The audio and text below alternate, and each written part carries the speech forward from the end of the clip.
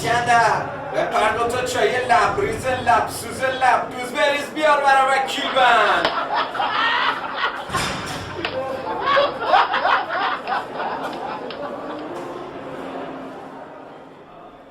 سال 1359 زندان قزلقره. یه زندانی لاغرندام با چهره‌ای شکسته و خرد شده که تمام امیدهاش رو از دست داده بود. برای اینکه بیشتر مورد تحقیر قرار بگیره به عنوان آبدارچی در بند قاتل‌ها و سارقین قرار داده بودنش. اسکندر دانش آموخته مهندسی پل و ساختمان از دانشگاه ییل آمریکا، بنیانگذار سازمان حفاظت محیط زیست ایران و کسی که الان باید رئیس سازمان جهانی محیط زیست IUCN می بود، اما به دلیل علاقش به ایران در ایران باقی مونده بود. داستان زندگی اسکندر فیروز، فیروزه محیط زیست ایران، به روایت پادکست رهیاب، تقدیم به تمام دوستداران محیط زیست ایران زمین.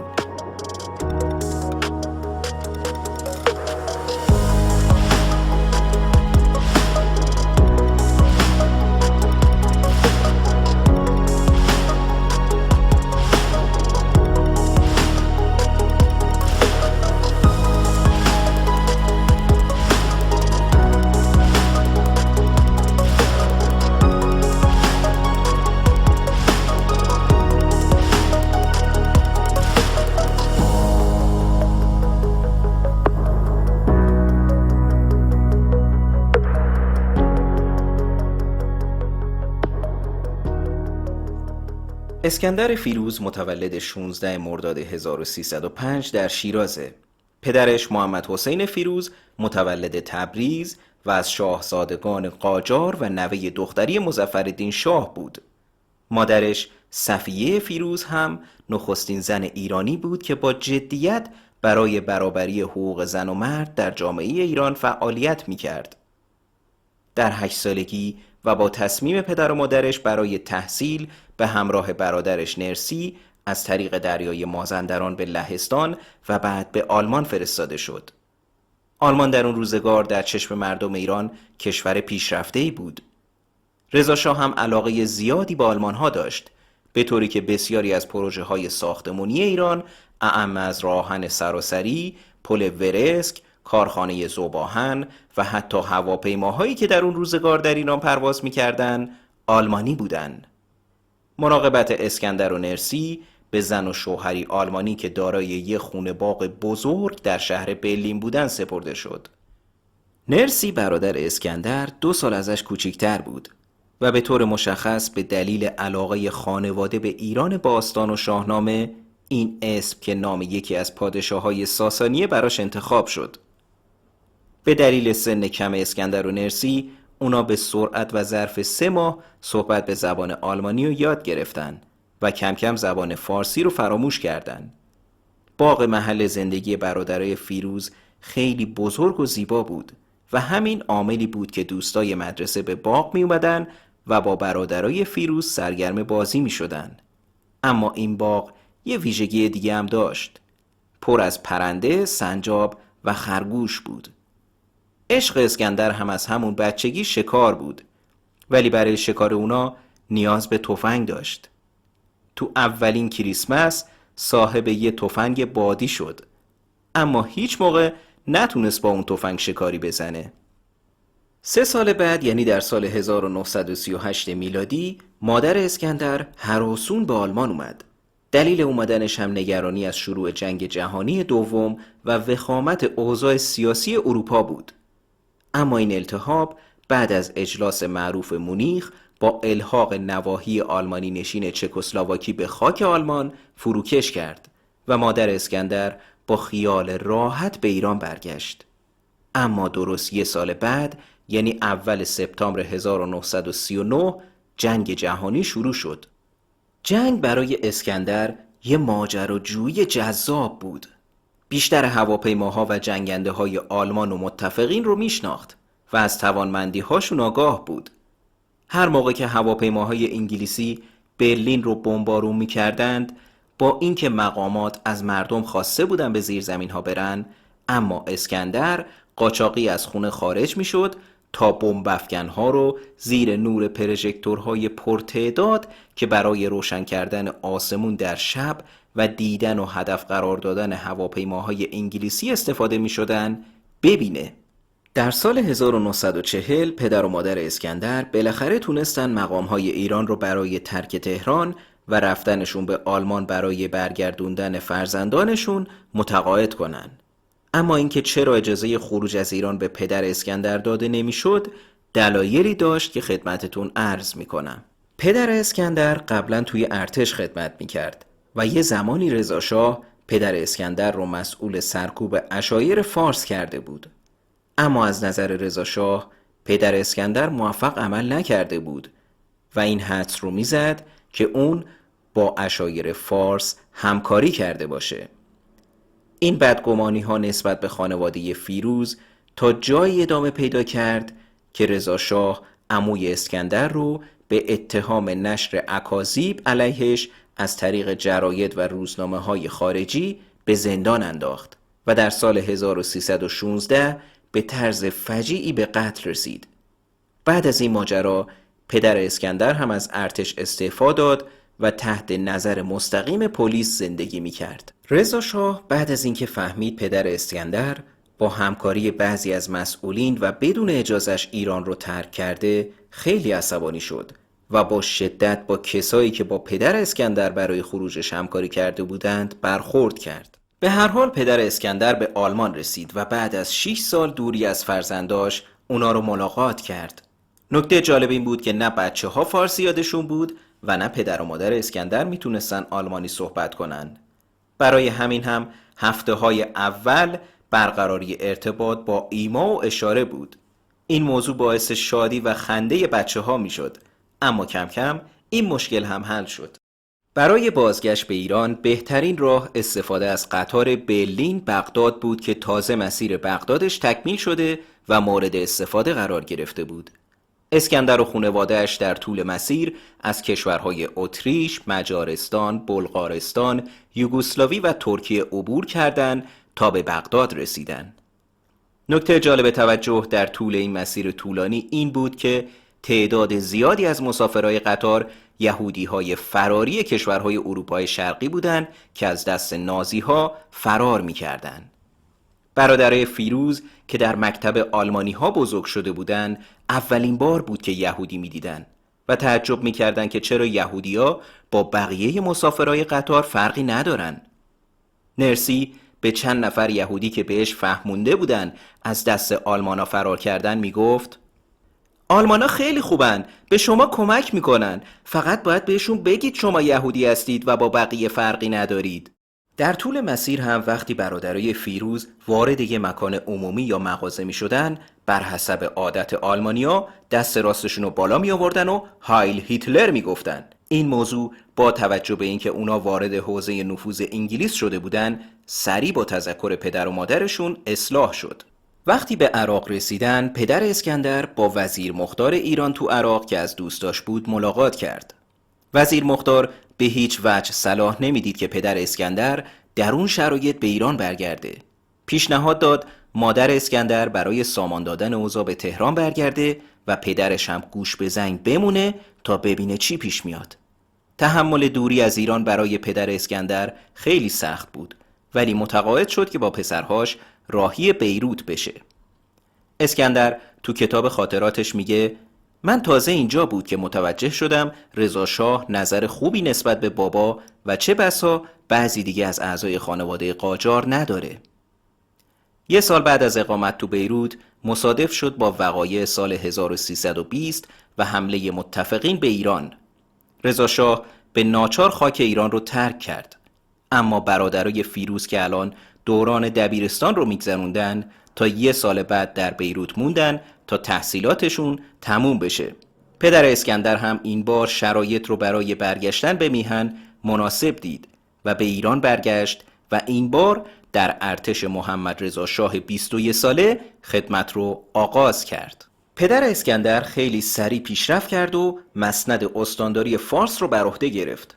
خانواده فیروز هم کمی بعد به فارس نقل مکان کردند. شیراز برای اسکندر مثل بهشت بود.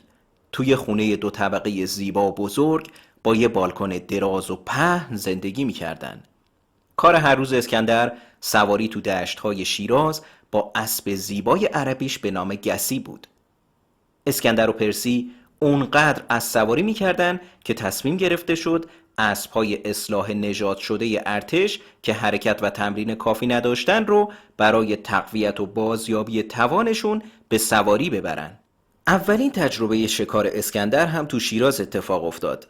موافقت پدرش رو برای همراهی در شکار مرغابی در منطقه زرقان و بعد شکار گراز در نزدیکی رودکور به دست آورد. اما فقط یه تفنگ دولول کالیبر 20 بهش دادن. یه آلمانی به نام اشتاینهایل هم به عنوان میرشکار تعیین شد. میرشکار کسیه که وظیفه نظارت بر امر شکار و ریاست بر شکارچی‌ها رو بر عهده داره. اشتاینهایل با دقت خاص آلمانی پروسه شکار مرغابی و گراز رو طراحی کرد. توی یه لحظه آسمون پر از مرغابی مهاجر شد و همچنین تو شکار گراز حدود 70-80 تا گراز به تاخت دیده شدن. ولی اسکندر فقط 2-3 تا تیر، اونم الله بختکی شلیک کرد. هیچ کدومشون هم به هدف نخورد. دوران طلایی شیراز خیلی کوتاه و زودگذر بود، چون که دایی اسکندر حاج محمد نمازی قصد سفر به آمریکا رو داشت. پدر و مادر اسکندر هم تصمیم گرفتن که اسکندر و نرسی رو همراهش برای ادامه تحصیل به آمریکا بفرستن. اما حاج محمد نمازی دایی اسکندر کی بود؟ حاج محمد نمازی یکی از متمولین و ثروتمندای شیراز بود که در امور خیریه هم ید طولایی داشت. بیمارستان نمازی که در زمان خودش مجهزترین بیمارستان خاورمیانه بود رو در شیراز بنا کرد. از فعالیت‌های دیگرش میشه ساخت پرورشگاه کودکان و هنرستان نمازی و همچنین لوله کشی آب شهر شیراز رو نام برد که اولین شهر تو ایرانه که دارای لوله کشی آب شد. وزارت خارجه به دلیل حسن شهرت و اطلاعات وسیع حاج محمد نمازی ازش خواست سمت وابسته بازرگانی ایران در سفارت آمریکا رو بپذیره. اما حاج محمد علاقه‌ای به مشاغل دولتی نداشت. برای همینم عده‌ای از نزدیکا و سیاستمدارا با توجه به وضعیت ایران جنگ زده بعد از حوادث اشغال ایران توسط متفقین و نقش موثری که میتونست در آمریکا برای کشورش ایفا کنه ازش خواهش کردن این پست رو بپذیره. حاج محمدم موافقت خودش رو اعلام کرد. سفر برادرای فیروز با دایی محمد به آمریکا شروع شد. The land of opportunity. If you're rich and white, presumably that's America. That's America. Owned by billionaire elites, hiding all their money overseas. That's America. That's America to me. We're a great hypocrisy. Drones that drop diplomacy. We spread our democracy from sea to shining sea. در ابتدای مسیر آمریکا دایی محمد اسکندر و نرسی و با قطار به بندر اسکندریه برد. ولی هنوز نمیدونستن که چرا باید از بندر اسکندریه به مقصد آمریکا حرکت کنن، تا اینکه سوار یک کشتی بزرگ و زیبا که در بندر پهلو گرفته بود شدن. اسکندر متوجه شد که این یکی از 10 کشتی تجاری دایی محموده که توسط ناخداهای زبده اهل اسکاندیناوی هدایت میشه. مسیر طولانی سفر تا آمریکا غیر از کشتی دایی محمد با 2 پرواز و 1 سفر زمینی با قطار تکمیل شد تا بالاخره به واشنگتن رسیدن. مدت کوتاهی رو در هتلی در واشنگتن اقامت کردند و بعد دایی محمد یه خونه تو شمال واشنگتن خریداری کرد. خیلی زود هم اسکندر و نرسی در مدرسه لورنسویل که یکی از بهترین مدارس آمریکاست ثبت نام شدن. مدرسه لورنسویل مثل یه پارک بزرگ و زیبا بود. ساختمونها و خوابگاهاش مثل خونه‌های بزرگ شخصی، قدیمی و شیک بودن. تو دوران مدرسه با 2 نفر از دوستای پدرش و البته با سفارش پدرش ارتباط برقرار کرد. یکی از این نفرات سرهنگ شورسکاف بود. اصلا دلیل این که برادرای فیروز به مدرسه لورنسویل رفتن سفارش همین آقا بود. توصیه کرده بود که بعد از اتمام تحصیلات مدرسه اسکندر به دانشکده نظامی معروف وست پوینت بره. سرهنگ شورسکاف پسرش نورمن که تو اون زمان دوست اسکندر شده بود رو هم به همون مدرسه نظامی فرستاد. سالها بعد تو جنگ اول خلیج فارس علیه صدام، نورمن فرماندهی کل ارتش آمریکا رو بر عهده گرفت. اما مسیر اسکندر به سوی دانشکده نظامی علیرغم تلاش‌هایی که انجام شد هیچ موقع باز نشد. ورود یه ایرانی به دانشکده نظامی آمریکا یه موضوع سیاسی و خیلی مهم بود و باید از مجلس سنا مجوزهای لازم دریافت میشد. سرهنگ زندی وابسته نظامی ایران تو سفارت آمریکا با علاقه و البته سفارش پدر اسکندر پیگیر این موضوع شد. چند وقت بعد سرهنگ زندی اسکندر رو برای صرف نهار به منزلش دعوت کرد و پیروزمندانه نسخه از لایحه سنا رو نشونش داد که به اسکندر اجازه ورود به آکادمی نظامی وست پوینت رو میداد. اسکندر ابراز خوشحالی کرد، ولی این خوشحالی فقط در ظاهر بود، چون اسکندر هیچ علاقه‌ای به دانشکده نظامی نداشت. ولی خدا هم باش یار بود. چند ماه قبل از فارغ التحصیلیش از مدرسه سرهنگ زند رو با حالتی خیلی ناراحت دید.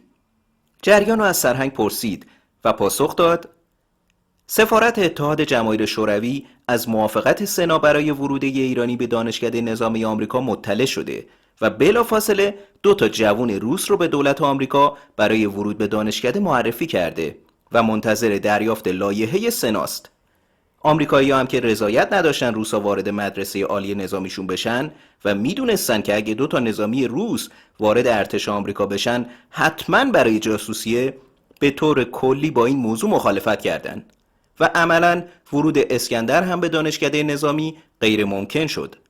اسکندر از ته قلبش شاد بود، ولی هیچ موقع این شادی رو بروز نداد. به هر حال اسکندر در دانشگاه ییل که یکی از 3 دانشگاه برتر آمریکا بود پذیرفته شد و تحصیلاتش رو در دانشکده مهندسی ساختمون ادامه داد. در زمان تحصیل اسکندر در دانشگاه، حسین اعلی به تازگی به سفارت ایران منصوب شده بود و این زمان مقارن شده بود با استقرار نیروهای ارتش شوروی در آذربایجان ایران که نوعی بحران سیاسی رو به وجود آورد. بعد از جنگ جهانی دوم، طبق موافقتنامه، متفقین جنگ یعنی 3 کشور آمریکا، شوروی و بریتانیا ملزم بودن نیروهای خودشون رو تا 6 ماه پس از پایان جنگ از ایران خارج کنن. آمریکا و بریتانیا این تعهد رو انجام دادن، ولی شوروی نه تنها این کارو نکرد، بلکه موجب شد کمونیست ها به رهبری پیشوری دولتی مستقل در آذربایجان ایجاد کنند و معلوم بود که نقشه‌ای برای جدا کردن آذربایجان از ایران و الحاقش به اتحاد جماهیر شوروی دارن. حسین اعلی تو سازمان ملل به تنهایی از حق ایران دفاع کرد و تونست حقانیت ایران رو به اثبات برسونه. نیروهای ارتش شوروی مجبور به ترک آذربایجان شدن و به تبع اون حکومت کمونیستی پیشوری تو آذربایجان فرو ریخت. اعلی هم اندکی بعد به تهران بازگشت. خب ما چرا تو داستان زندگی اسکندر فیروز از حسین اعلی نام بردیم؟ چون به محض ورود اعلی به آمریکا بین فرزندای اعلی یعنی فریدون و ایران با برادرای فیروز رابطه دوستانه‌ای به وجود اومد که بعدها باعث شد که اسکندر علاوه بر این که عاشق وطنش ایران باشه، عاشق یه ایران دیگه هم بشه. اسکندر بعد از اینکه لیسانسش رو از دانشگاه گرفت، از طریق رایزنی دایی محمد تونست تو شرکت بزرگ ماریسون کنوتسن یا همون MK با حقوق ماهیانه $250 استخدام بشه. یه بویوک مدل 1948 هم خرید که برای انجام کارهای شرکت و البته گشت و گذار تو تمام ایالت‌های آمریکا ازش استفاده کنه.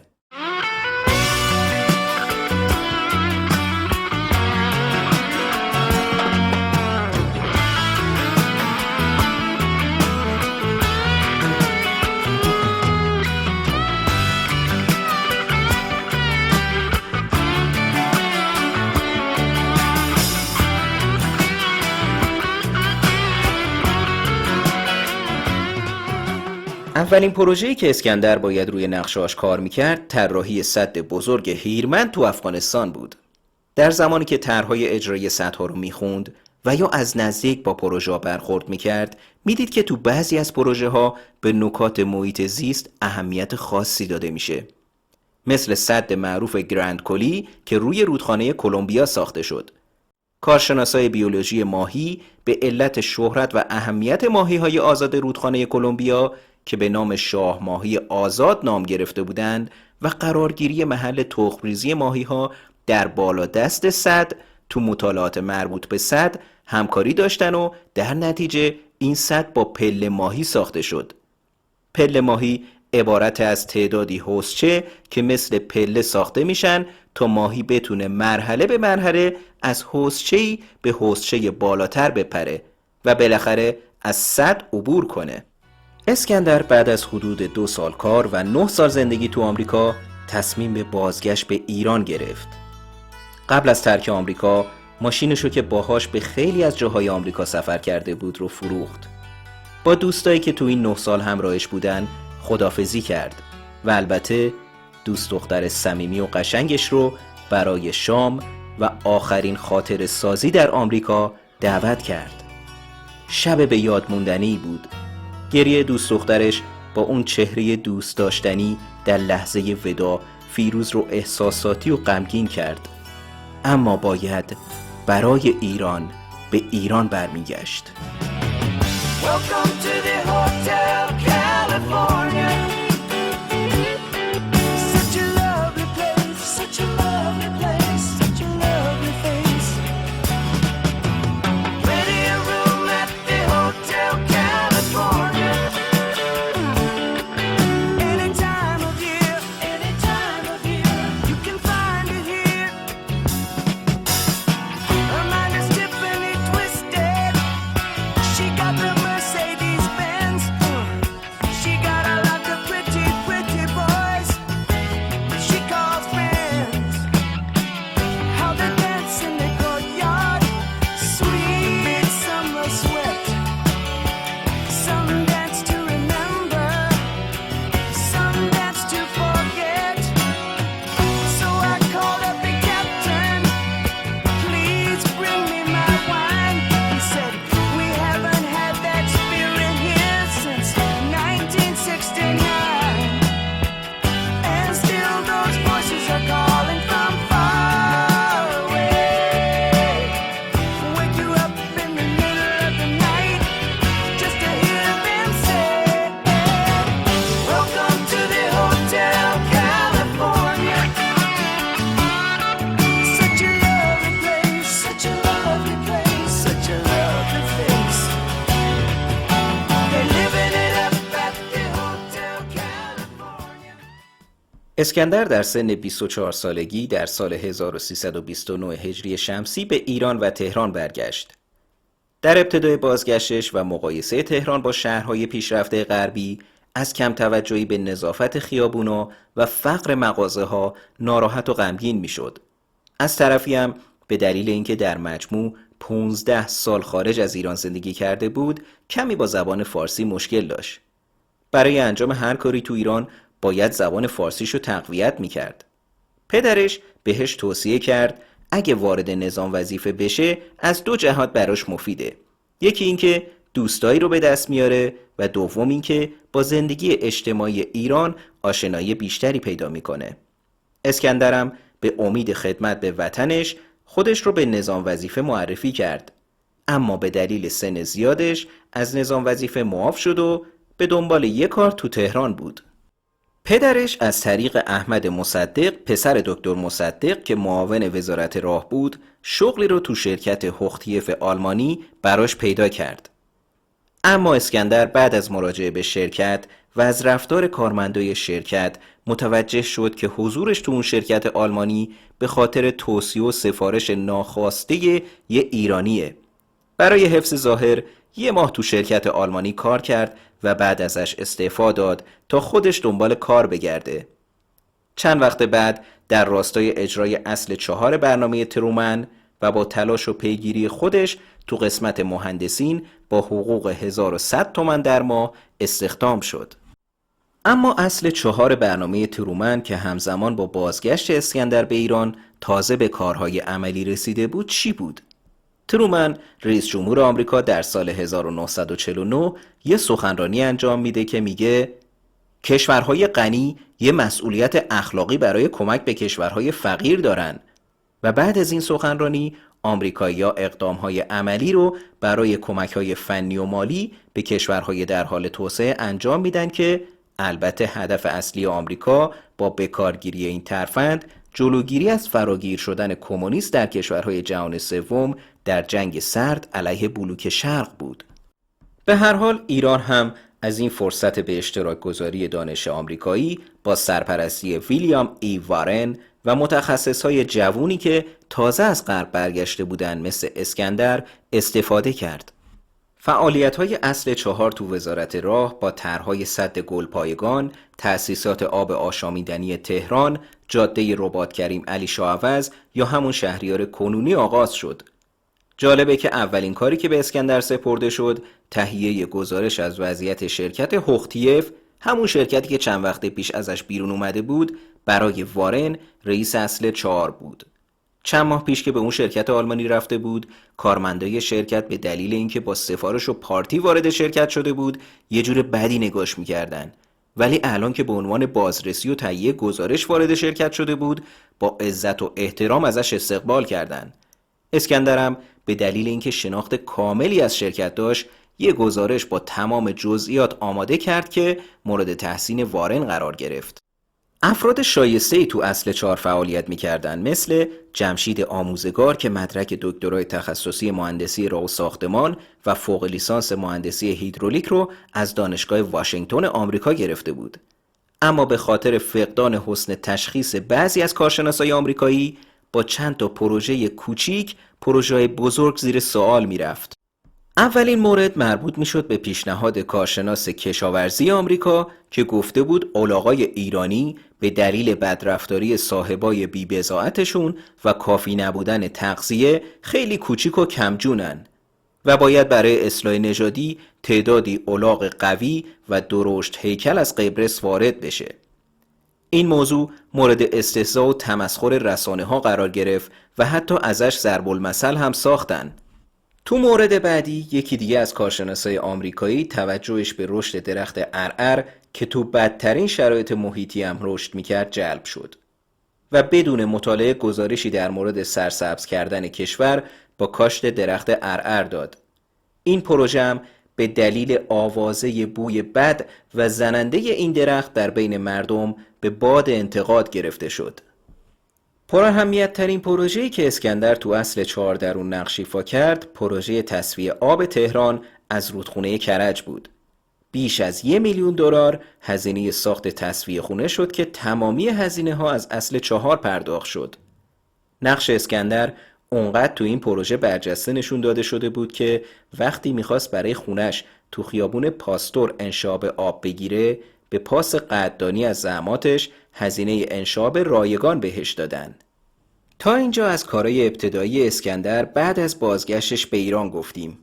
اما قبل از اینکه بریم سراغ تحولات سیاسی اون دوران اجازه بدید برای تنوع هم که شده کمی از دوست اسکندر مجید بختیار صحبت کنیم. مجید واقعا شخصیت عجیبی بود. به واسطه وضعیت مالی مطلوبی که داشت یه هواپیمای پیچکرافت برای سرکشی از مزارعش تو خوزستان خریده بود و کارهای عجیب و غریبی انجام میداد. تفریحش این بود که جاده کرج رو جارو کنه. سوار هواپیما میشد و تا فاصله 15 متری جاده تهران کرج ارتفاع کم میکرد به طوری که اتومبیل هایی که از روبرو می اومدن یکی بعد از دیگری به شانه خاکی جاده منحرف می شدن. منظورش از جارو کردن جاده کرج این بود. اسکندر فقط یه بار سوار هواپیما شد و همون یه بارم براش کافی بود. یه بار دیگه هم زمانی که اسکندر و بقیه اقوام خانواده در کنار رودخانه کارون در حال صرف ناهار بودن، مجید برای جلب توجه سایرین هواپیما شد تا سطح آب رودخونه پایین میاره. اما توی یه لحظه پروانه هواپیما به تکه ماسه هایی که کمی از سطح آب بالاتر اومده بودن برخورد میکنه و توی چشم به هم زدن هواپیما روی رودخانه کارون واژگون میشه. همه فکر میکردن مجید کشته شده. اسکندر سری به آب میپره، ولی زمانی که کمی جلوتر تو رودخونه پیشروی میکنه در کمال ناباوری مجید از زیر آب صحیح و سالم بیرون میاد. مجید چندان شوکی از ضربه ندیده بود. وقتی هم که هواپیما زیر آب بوده با دستاش نتونسته بود در کابینو باز کنه، اما با لگد زدن به در موفق به باز کردن درها شده بود و جون سالم به در برد. به هر حال تصور مرگ ناشی از پیری در مورد مجید محال بود. مجید در سال 1341 به دلیل بی‌توجهی به میزان سوخت هواپیما و در میانه راه چالوس و بابلسر در دریای مازندران سقوط کرد و فوت شد. بریم سراغ مهمترین جریان سیاسی همزمان با ورود اسکندر به ایران، یعنی روی کار اومدن دکتر مصدق. و اول از همه از گرایشات سیاسی و فکری پدر اسکندر بگیم. محمد حسین فیروز پدر اسکندر به گروهی ملحق شده بود که از دید اسکندر کمی گرایشات کمونیستی داشتن، اما خودشون رو سوسیالیست معرفی می‌کردن. در اون دوران همیشه در سطح شهر دسته‌های بزرگ راهپیمایی می‌کردن که بیشترشون طرفدارای دکتر مصدق بودن، اما دسته‌های دیگه‌ای هم از چپ‌ها و حزب توده مشاهده می‌شدن. پدر اسکندر از فعالیت کمونیست‌ها اظهار نگرانی می‌کرد و وقتی اسکندر به پدرش میگفت که خودش هم به نوعی باعث تشویق کمونیست‌ها شده، تکذیب می‌کرد و میگفت نه، مرام ما نوعی سوسیالیسم ملیه، ما اول و آخر ایرانی هستیم، اونا از جای دیگه‌ای خط می‌گیرن. اسکندر 20 سال بعد از فوت پدرش یادداشت‌هایی ازش پیدا می‌کنه که تکه‌ای از یادداشت او در زمانی که استاندار فارس بود رو براتون می‌خونم. اگر روزی بچه‌های من گله کنند، نخواهند فهمید که ایام تا چه اندازه تغییر کرده و من منافعی از مشاغل خود ندارم. تا آخرین دینار حقوق خود را مصرف می‌کنم و مقداری از خود هم باید بگذارم.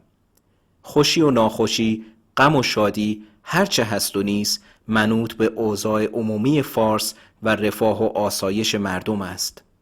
فقط در جستجوی نام نیک و خدمت به این ملت بیچاره هستم. خب اینم از نوع تفکر پدر اسکندر که مشابه همین رویه و تفکر رو مطابق شعر پسر کو ندارد نشان از پدر از اسکندر هم خواهیم دید.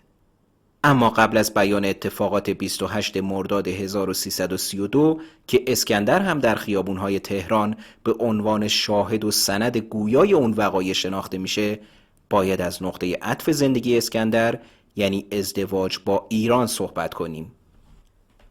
اسکندر بعد از آشنایی اولیه با ایران، دختر اعلی در آمریکا، روز به روز دلبستگی بیشتری به ایران پیدا کرده بود. اونا همیشه تو مهمونی‌ها همدیگر رو می‌دیدن و مشخص بود که این دلبستگی دو طرفه است. بالاخره در تیر 1331 درخواست سرنوشت ساز خودش رو با دست پاچگی به زبون آورد. ایران بعد از 2 روز که انگار برای اسکندر 2 سال گذشت، درخواست ازدواج رو قبول کرد. با اطلاع ایران پیش پدرش اعلی رفت تا از او هم اجازه بگیره. کاملا مشخص بود که آقای اعلی هم از قصد اسکندر آگاه بود و به اسکندر گفت امیدوار دخترش رو خوشبخت کنه. در 25 شهریور 1331 اسکندر و ایران ازدواج و برای ماه عسل راهی روم پایتخت ایتالیا شدند. در این فرصت هم مادر اسکندر اقدام به بازسازی و آماده سازی خونه کوچیکی برای اسکندر و ایران کرد. منزل اسکندر در خیابان پاستور به زودی پذیرای 2 دختر زیبا به نامهای آناهیتا و آذر شد و با توجه به اینکه کوچیکی منزل ناراحت کننده بود، اما تا سال 57 خونه نقلی و شادی بود که پذیرای 4 نخست وزیر یعنی اعلی، امینی، منصور و هویدا شد. یه بار هم شاه به اون خونه کوچیک اومد. دلیل اومدن شاه همین بود که تازه از ثریا جدا شده بود و به واسطه اینکه اسکندر و ایران با خواهر ماریا گابریلا دختر پادشاه ایتالیا آشنا بودن، به منزلشون اومد و با تلفن منزل اسکندر با شاهزاده خانم که در اروپا اقامت داشت صحبت کرد.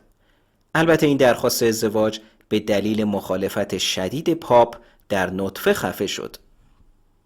برگردیم به اوضاع سیاسی در مرداد 1332. منزل اسکندر در خیابان پاستور نزدیک منزل دکتر مصدق بود. برای همین هم شاهد تمام وقایع اون دوران بود. وضع سیاسی کشور رو به تشنج و وخامت بود. انتقادهای تندی در جریان صورت می گرفت. تظاهرات‌های خیابانی و سخنرانی‌های عوام فریبانه از تحولات عمیق حکایت می کرد. والدین اسکندر با پسر دکتر مصدق، دکتر غلام حسین مصدق و همسرش دوست و قوم و خویش بودند و همواره با خانواده مصدق ارتباط داشتند. اما شرایط کشور به گونه‌ای شده بود که پدر اسکندر و پدرزنش اعلی دیگه ارتباط قبلی رو با نخست وزیر نداشتند.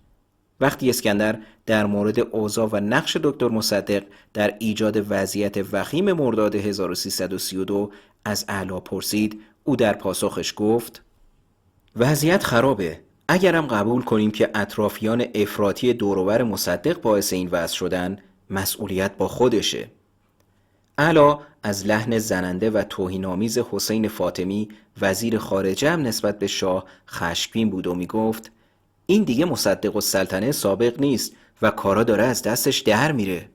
راهپیمایی‌های خیابونی که در ابتدا در جهت تایید دولت و دکتر مصدق بود، به تدریج رنگ و بوی چپی گرفت و حضور حزب توده و نیروهای کمونیستی به گوش می رسید. اسکندر کنجکاو بود که ببینه ریشه و عوامل این تظاهرات چیه. برای همین هم گاهن همراه جمعیت معترض می شد. شعار اصلی اون روزها که طنین انداز بود این بود: از جان خود گذشتیم، با خون خود نوشتیم، یا مرگ یا مصدق. اسکندر گروه‌های معترضی رو میدید که بیشتر به چشش شبیه اوباش و فرصت طلب بودن. یه بار از یه جوونی که کنار دستش بود پرسید: مگه ما به طرفداری از دکتر مصدق راهپیمایی نمی کنیم؟ جوان پاسخ داد: چرا؟ اما باید به حرفای مردمم گوش بدیم و باهاشون همراه بشیم. اسکندر پرسید: چه حرفایی؟ جوان مطالبی در مورد فئودالیسم، نظام ارباب رعیتی و کارتل‌ها به صورت کتابی گفت، به طوری که انگار داشت درس‌هایی که دیشب خونده بود رو برای آزمون پس میداد. چند دقیقه بعد مرد میان سالی که اسکندر رو میشناخت با تبسمی دوستانه به اسکندر گفت: چرا با این توده یا قاطی شدی؟ اینجا اصلا جای شما نیست آقای فیروز. وقتی اسکندر این جریان رو برای پدرش تعریف کرد، پدرش با خنده بهش گفت: تو با این لهجه آمریکاییت اگه یه بار دیگه تو این تجمعات بری کاملا مستعد کتک خوردن هستی. اوضاع روز به روز وخیم‌تر میشد. یکی از فرماندهان عالی رتبه ارتش به نام سرهنگ ممتاز که از آشناهای خانوادگی اسکندر بود، مأمور حفاظت از منزل مصدق شده بود و با جدیت و ایمان از مصدق دفاع می‌کرد. اسکندر کاملا متعجب شده بود، چون تا اون موقع فکر می‌کرد ارتشی‌ها فقط به شاه وفادار هستند. یه روز جمعیت عظیمی از سمت خیابون پهلوی به قصد تصرف منزل مصدق هجوم آوردن که سرهنگ ممتاز با شلیک تیر هوایی و تانک جلوی اونا رو گرفت. این اتفاق چندین بار تکرار شد و تانک‌های دیگه هم برای حفاظت از مصدق وارد شدند. اسکندر واقعا گیج شده بود. هم شاه رو دوست داشت و هم مصدق رو. با خودش میگفت: آخه این چه نخست وزیریه که تو خونه خوابیده در حالی که وضع شهر به این درجه از آشوب رسیده؟ دولت چی کار میکنه؟ پلیس کجاست؟ بعضیا میگفتن کار آمریکایی هاست، بعضیا هم میگفتن کار انگلیس هاست. ولی اسکندر میدید که این جماعت ایرانی بودن، نه خارجی.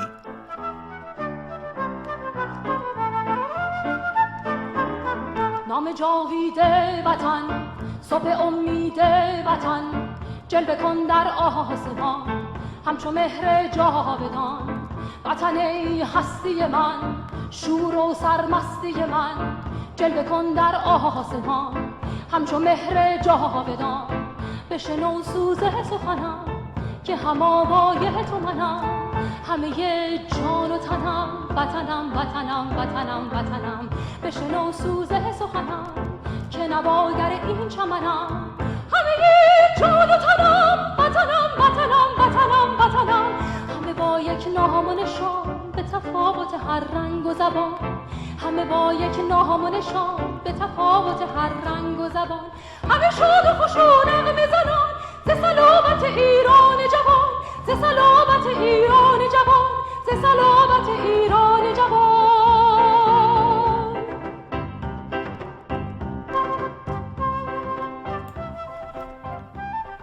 تو اون وضعیت آشفته عده‌ای هم از ترس وخامت اوضاع تصمیم گرفته بودن پولهاشون رو به جای امنی منتقل کنن.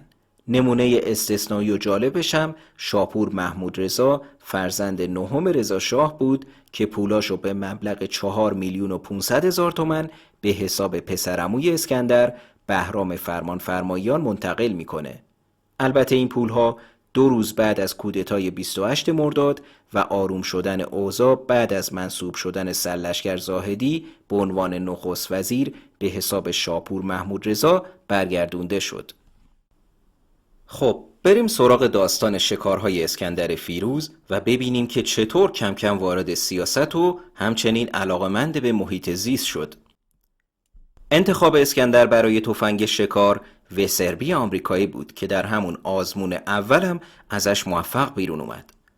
جریان از این قرار بود که برای شکار قوچ و میش با یکی از دوستاش به لرستان رفته بودن. میزبان و همراهاش زبانی که تفنگ اسکندر رو دیدن به نظرشون تفنگ اسکندر کمی فانتزی و سوسولی بود. میزبانم دستی به سر و روی تفنگ برنوش کشید و گفت امیدوارم این تفنگ قشنگت به درد شکارم بخوره. در زمان شکار اسکندر تنها 2 تیر شلیک کرد که هر 2 تیر 2 قوچ رو خوابوند. بعد صدای 3 تیر از تفنگ برنو به گوش رسید.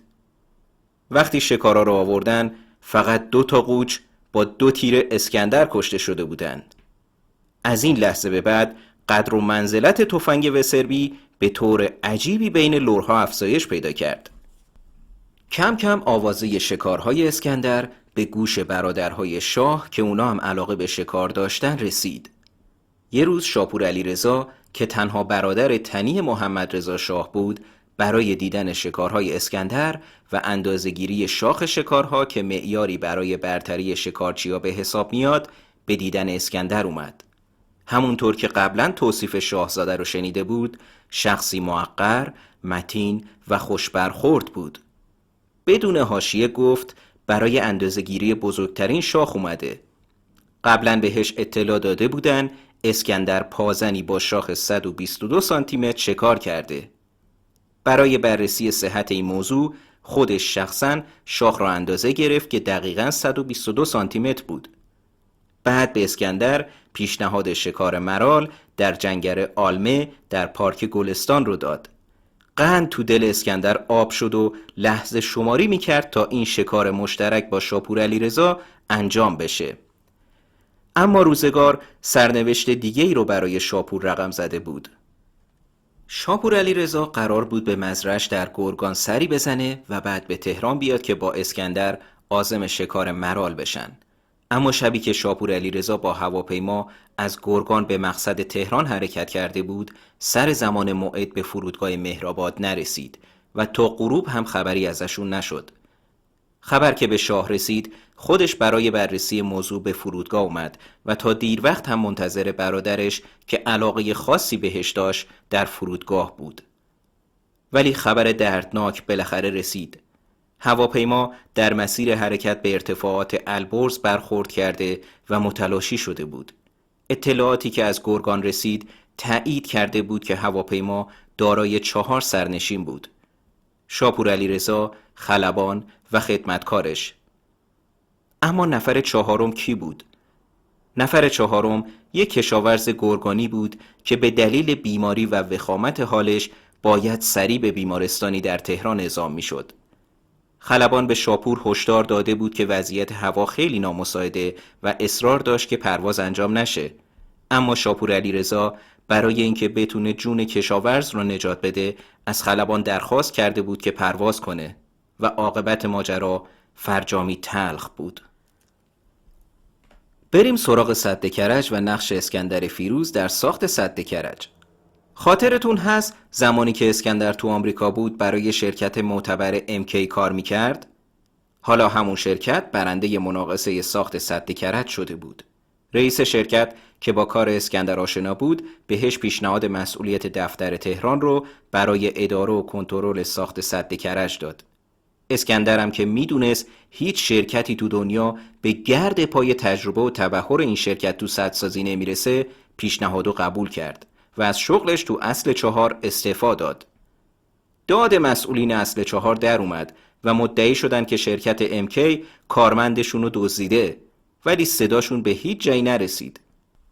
طرح سد کرج در اون زمان فوق‌العاده بود. 205 میلیون متر مکعب حجم آبگیری و ارتفاع 183 متر که بلندترین سد در آسیا محسوب میشد. کل هزینه سد 30 میلیون دلار و احداث جاده‌های انحرافی هم حدود 7 میلیون دلار برآورد شد. در اولین اقدام اسکندر باید به مسئولین ایرانی اطلاع میداد که میزان تلفات انسانی در چنین پروژه‌هایی سنگینه.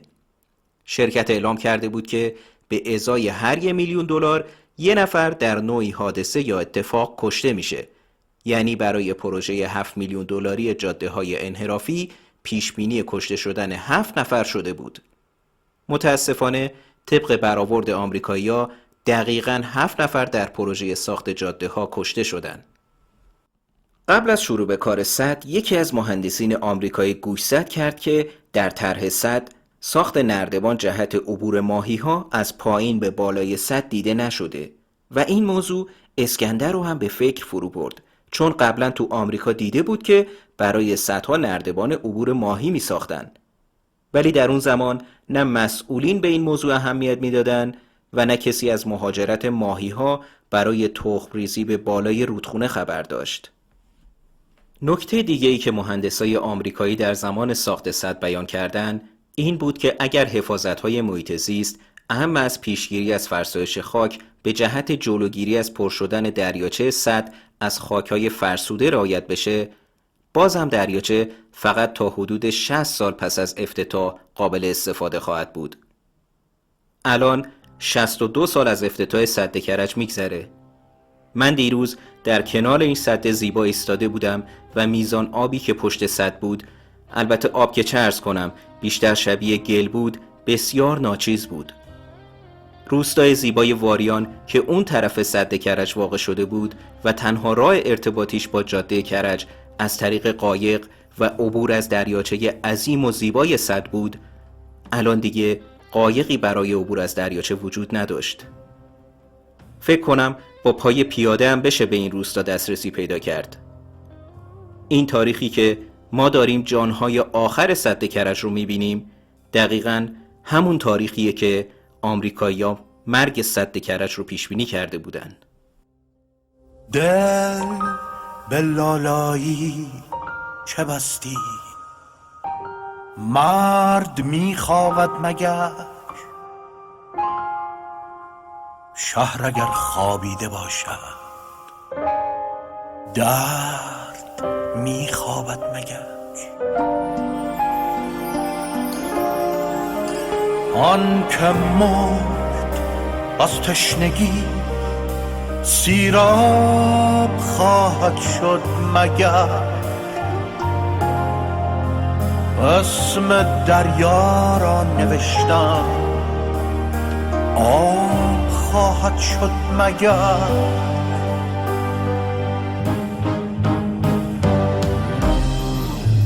هرچه مرهم میگذارم بند میآید مگر؟ ای وطن خون تو از اروند میآید مگر؟ قصه پرغصه‌ات پایان نمیگیرد مگر؟ پس دعاهامان چه شد باران نمیگیرد مگر؟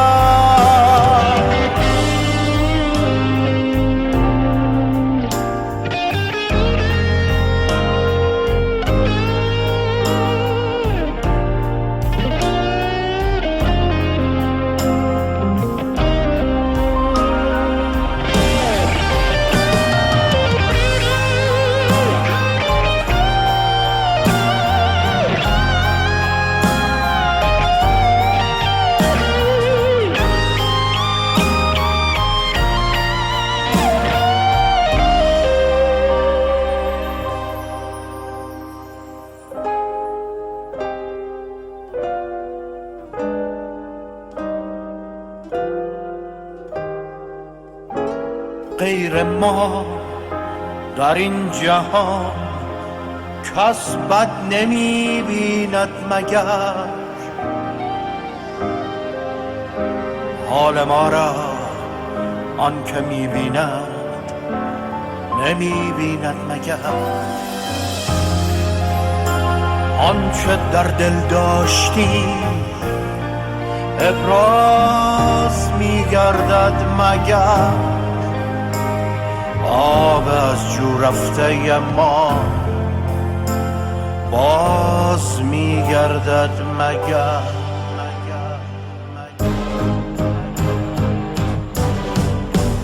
هرچه مرهم می گذارم بند می آید مگر ای وطن خون تو از اروند می آید مگر قصه پرغصه‌ات پایان نمی گیرد مگر پس گاهمان چه شد باران نمی گیرد مگر